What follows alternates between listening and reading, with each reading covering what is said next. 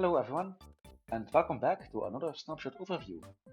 We've got quite a packed quality of life snapshot to cover here, so let's not waste any time and jump straight in. First off, this snapshot adds multiple backup systems that aims to keep your levels safe and sound. I'll begin by showing you the backup settings page, which is a new page in the level settings. The level settings menu also got a slight overhaul, as you can tell. Anyway, first up are the autosave options. If turned on, the game will now automatically save your level every 5 minutes. If you want to be notified of whenever an autosave occurs, you can enable this notification. Next up is a feature I've talked about in a recent video, the restore points. Now, I recommend watching that video if you want to know more about these, but basically, every so often, the game will create a separately saved backup of your level. These backups are called restore points, and allows you to roll back your level to a previous point in time. Again, if you have not seen the video yet, I'd recommend watching it. I'll leave a link to it here. And now, the third and final backup option are notifications that will show up from time to time to suggest saving your level code to your computer.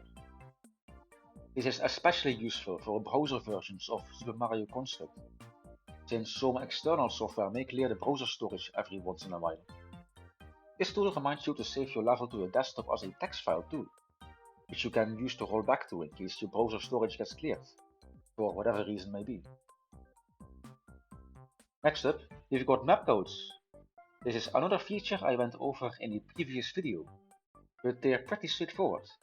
You can now transfer maps between levels using map codes. Map codes are basically just level codes, but for a single map.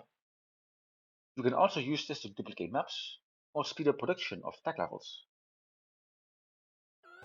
Next up is a new feature called tile segmenting. The scissors button now splits tile structures into separate tiles, which, for example, allows you to go all out with slopes.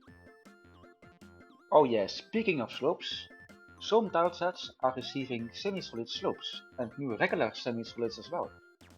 In this snapshot, the grass, cave and ghost house tilesets have been expanded, but more tilesets will be expanded in future snapshots too. Also in this snapshot, reset warps. Entryways can be labeled as a reset warp, which will reset every object inside the map. This means all item blocks will be restocked, all destroyed objects will come back, and so on. Reset warps are handy in puzzle levels where player could potentially get stuck.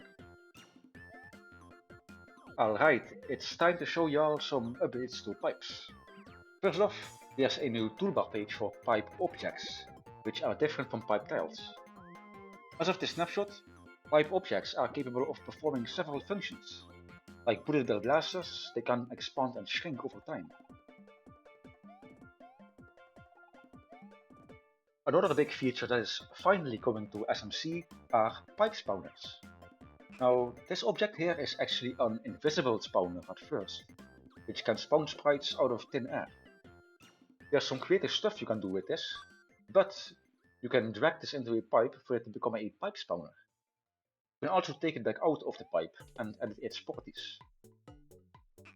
For the advanced user out there, the spawner has several range options and can be turned on or off by tactiles. Next, there's 3 new options in the toolbar settings. You can now disable toolbar animations if you like the toolbar experience to be more snappy. You can enable editor sound effects based on Mario Paint if you're into that. And lastly, there's an option to display your cursor's coordinates.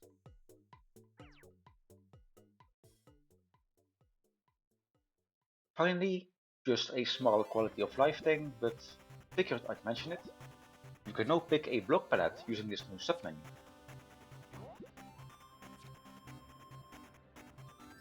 And that's everything for now. Hope you enjoy this new snapshot as usual, and we'll be back soon with snapshot 17, which is gonna be aquatic themed. Thank you all for watching, and have a great weekend once more.